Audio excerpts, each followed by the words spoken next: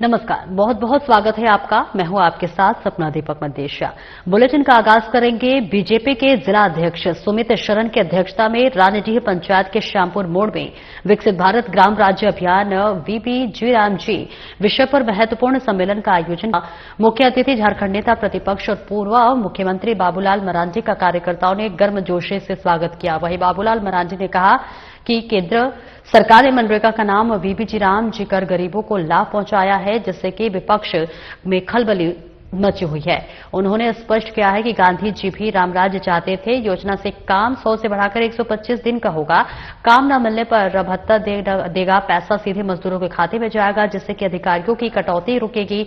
मोदी सरकार ने उज्ज्वला आयुष्मान कार्ड बिजली पहुंचाकर गरीबों का कल्याण किया। इसके साथ ही कहा कि विपक्ष भ्रष्टाचार बंद होने से परेशान है।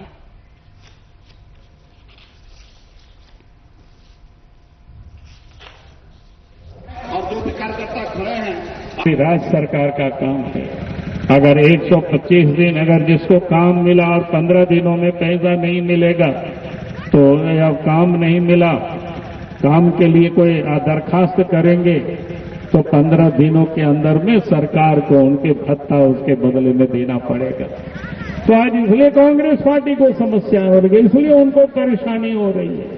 और इसीलिए मैं आज आप सब लोगों से यही कहूंगा कि आज इस देश के प्रधानमंत्री नरेंद्र मोदी जी है गांव के विकास के बारे में सोचते, ताकि गांव के लोगों की जो जरूरतें हैं वो काम हो जाए।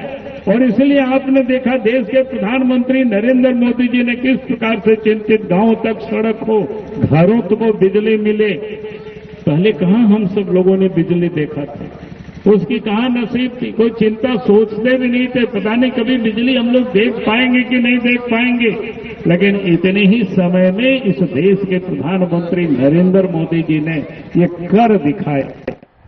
और राज्य निर्वाचन आयोग ने नगरपालिका निर्वाचन 2026 की घोषणा कर दी गई है। पूर्वी सिंहभूम जिले में मानगो नगर राज निगम जोगसलाई नगर परिषद और चाकुलिया नगर पंचायत क्षेत्र में चुनाव होना है। तीनों स्थानों पर होने वाले चुनाव को लेकर जिला निर्वाचन पदाधिकारी कर्ण सत्यार्थी ने विस्तृत जानकारी मीडिया से साझा की।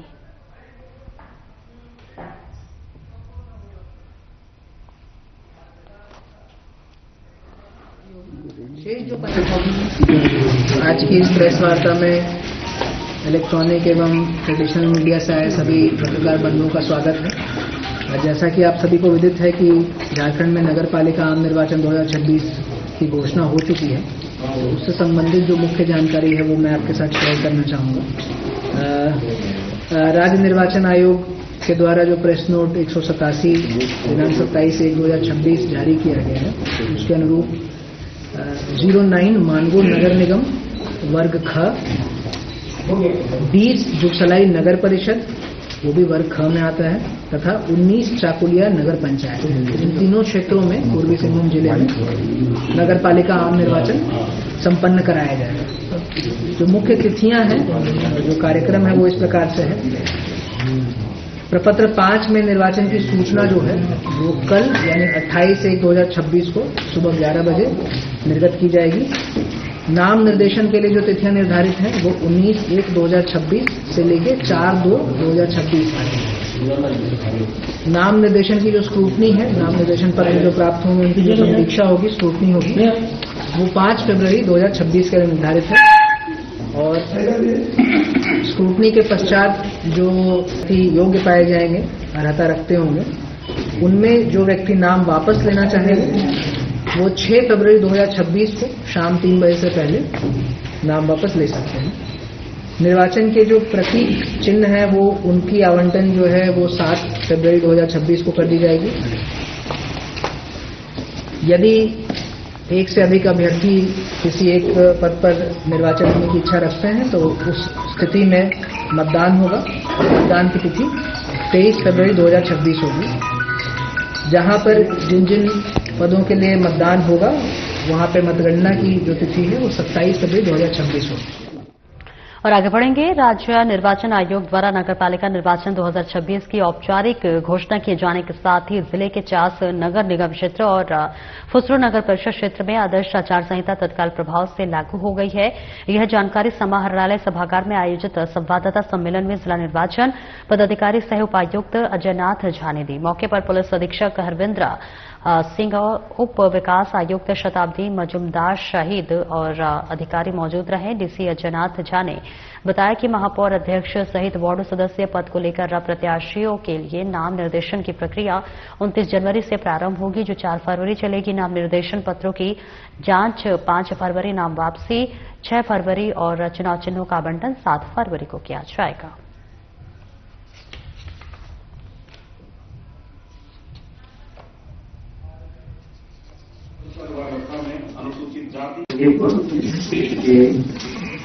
जो प्रभावित क्षेत्र है, नगर निगम का क्षेत्र है या नगर परिषद का क्षेत्र है, वहाँ आदर्श आचार संहिता प्रवृत्त है और चुनाव की सारी तैयारियां मुकम्मल हैं और पूरी निष्ठा के साथ, पूरी सतर्कता के साथ, बिना किसी त्रुटि के निर्वाचन का कार्य संपन्न कराया जाएगा। कहीं कोई संदेह नहीं है। जिला प्रशासन की पूरी तैयारी है। इस संबंध में किसी जीरो डर पर हम कोशिश करेंगे काम करने का, किसी भी तरह का डर न हो।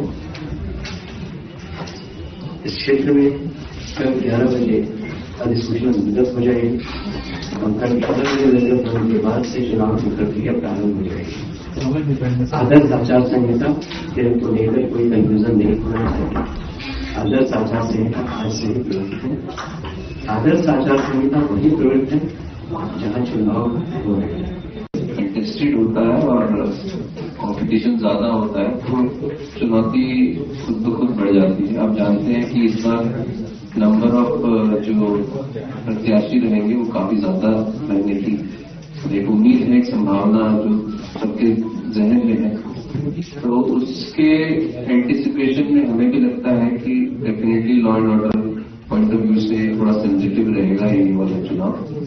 और बिकॉज ये लोकल लेवल का होता है तो इसमें मतलब स्टेक्स और इंटरेस्ट होते हैं, लोग बहुत एक घर जो है उसमें इन्वॉल्व रहता है। तो इसीलिए जैसे सर ने बताया, हमारा प्रयास यही रहेगा कि लोग जो चाहते हैं, जिसको चाहते हैं, निर्भीक होके वहां पहुंच सके, सुरक्षित महसूस करें और फ्री एंड फेयर चुनाव, किसी तरह का इन्फ्लुएंस में आके न चुनाव या किसी तरह का रिजल्ट जो है उससे किसी भी तरह से इन्फ्लुएंस ना हो। जमशेदपुर कैरो गांधी के सकुशल बरामद और घर वापसी होने पर आनंद भोज के द्वारा गरीबों के बीच भोजन कराया गया, जहां प्रोफेसर पारसनाथ मिश्रा ने कहा कि पिछले 14 दिनों से लापता कैरो गांधी आज सकुशल बरामद हुआ है, जिस वजह से विशेष रूप से गरीबों के बीच भोजन कराया गया। साथ ही झारखंड के डीजीपी और जमशेदपुर पुलिस को भी धन्यवाद किया गया।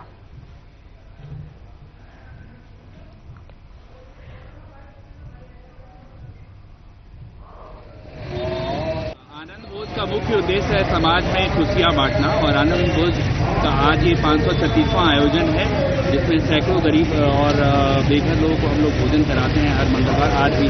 और आज का आयोजन विशेषकर कैरव के सकुशल घर वापसी के लिए है। कैरव के लिए पूरा शहर बहुत चिंतित था, हर एक माँ चिंतित थी और कैरव का सकुशल आना ये हम सब शहरवासियों के लिए बहुत हर्ष की बात है। हम Jamshedpur police, Jharkhand police, DGP ma'am, SSP साहब को बहुत बहुत धन्यवाद देते हैं। मैं पारसनाथ विश्वविद्यालय का और जमशेदपुर के सभी नागरिकों का, विभिन्न संस्थाओं का, अधिकारीगण सबका गांधी परिवार के तरफ से बहुत बहुत धन्यवाद अर्पण करना चाहता हूँ। सबकी शुभकामनाओं का, सबकी दुआओं का ही असर है कि हमारे परिवार का बच्चा कुशल घर वापस आ गया है। हम सब बहुत ही कृतज्ञ और आभारी हैं। निरसा थाना क्षेत्र अंतर्गत एसीएल के चापापुर आउटसोर्सिंग कोलियरी में बीती देर रात दिल दहला देने वाली घटना सामने आई। कोयला परिवहन में लगे एक हाईवा की चपेट में आने से युवक की मौके पर ही मौत हो गई। हादसे के बाद क्षेत्र में तनाव का माहौल बन गया। ग्रामीणों और परिजनों ने धरना शुरू कर दिया। आपको बता दें कि आक्रोशित लोगों ने आउटसोर्सिंग कोलियरी में चल रहे कोयला उत्पादन और परिवहन कार्य को पूरी तरह से ठप कर दिया है। प्रदर्शनकारी मृतक के परिजनों को मुआवजा और नियोजन देने की मांग कर रहे हैं। हादसे की सूचना मिलते ही निरसा थाना प्रभारी सह पुलिस निरीक्षक अनिल शर्मा पुलिस बल के साथ मौके पर पहुंचे और वहीं प्रशासन की ओर से निरसा अंचल अधिकारी के साथ एसीएल सुरक्षा टीम भी घटनास्थल पर तैनात हो गई।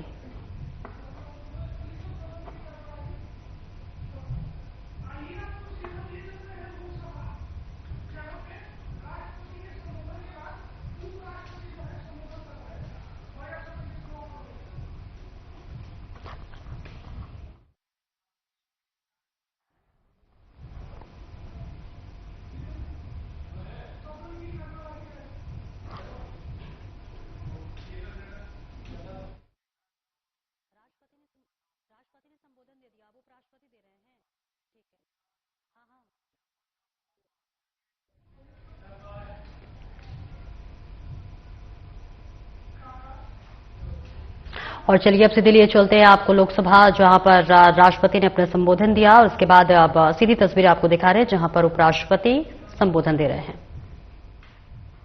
Capability centers. To further accelerate the creative economy, my government has also launched a new platform called WAVES. My government has formulated the Khelo India policy and made sports-related institutions transparent. India has been entrusted with the responsibility of hosting the Commonwealth Games 2030. Honourable members, India has amplified the voice of Global South across the world. India has forged new partnerships and reinforced long-standing relationships across regions, including Africa and Latin America, and strengthened the old ties. India had also consistently strengthened its presence on various international platforms like PIMS, TEC, G20, BRICS and SCO. This year, India holds the presidency of BRICS, and the world is viewing it with great optimism. India is also going to host a global AI Impact Summit. Honourable members, this year also marks the completion of 75th year of reconstruction of Somnath Temple in Saurashtra region.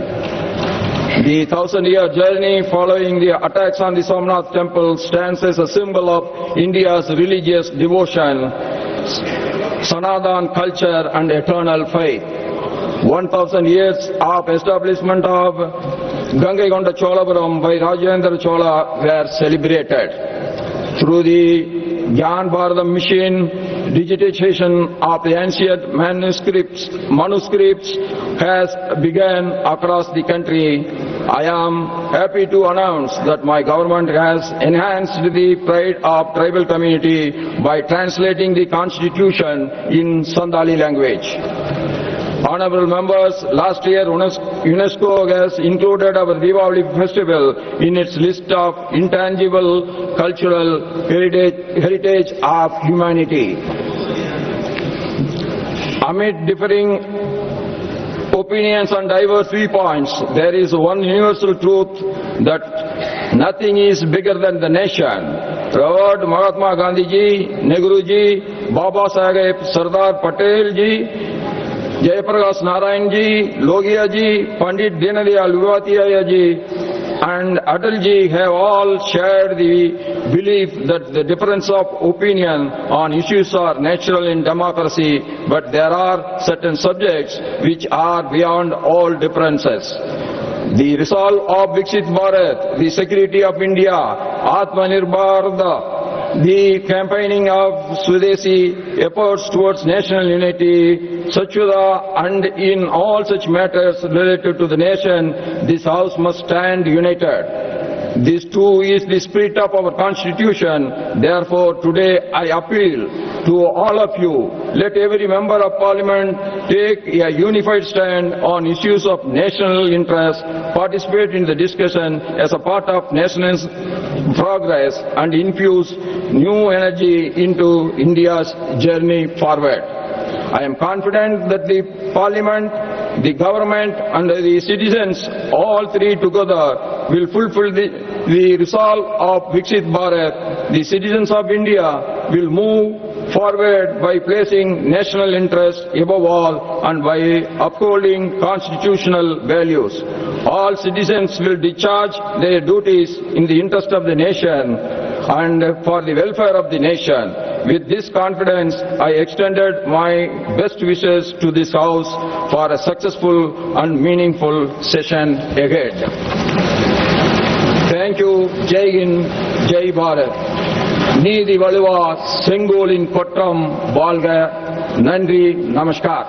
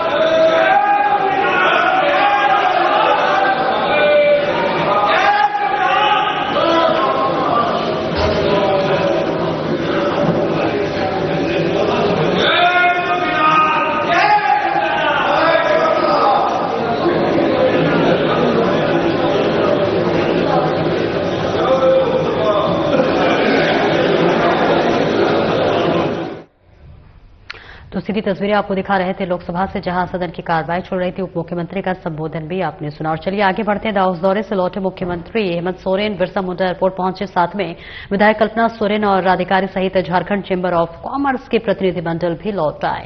इस दौरान Ranchi airport पर राज्यसभा सांसद महुआ मांझी और ग्रामीण विकास मंत्री Deepika Pandey, JMM के महासचिव विनोद पांडे सहित हजारों कार्यकर्ताओं ने उनका भव्य स्वागत किया। मुख्यमंत्री हेमंत सोरेन ने कहा कि इस दौरे से राज्य को काफी फायदा होगा। वहीं झारखंड चेंबर ऑफ कॉमर्स के प्रतिनिधिमंडल भी मुख्यमंत्री हेमंत सोरेन से मुलाकात कर उनका स्वागत और अभिनंदन किया।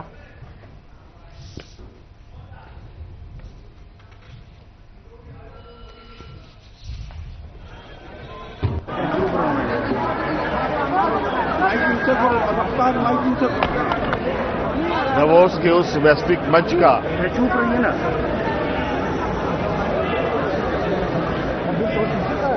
जो अनुभव है, उस अनुभव को साझा करते हुए राज्य में भी यहाँ के जनमानस, यहाँ के जल जंगल जमीन और यहाँ के अपार संभावनाओं को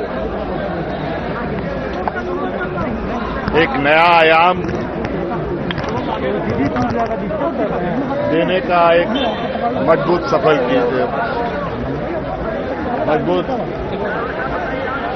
पहल की जाएगी।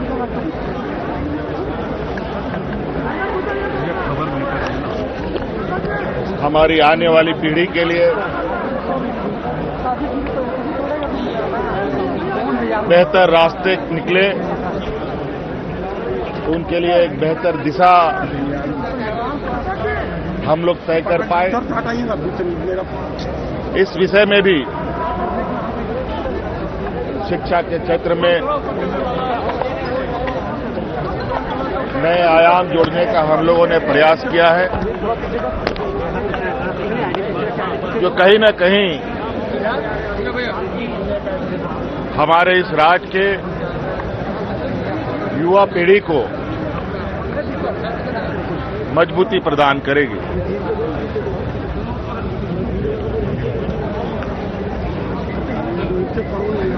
बहुत सारे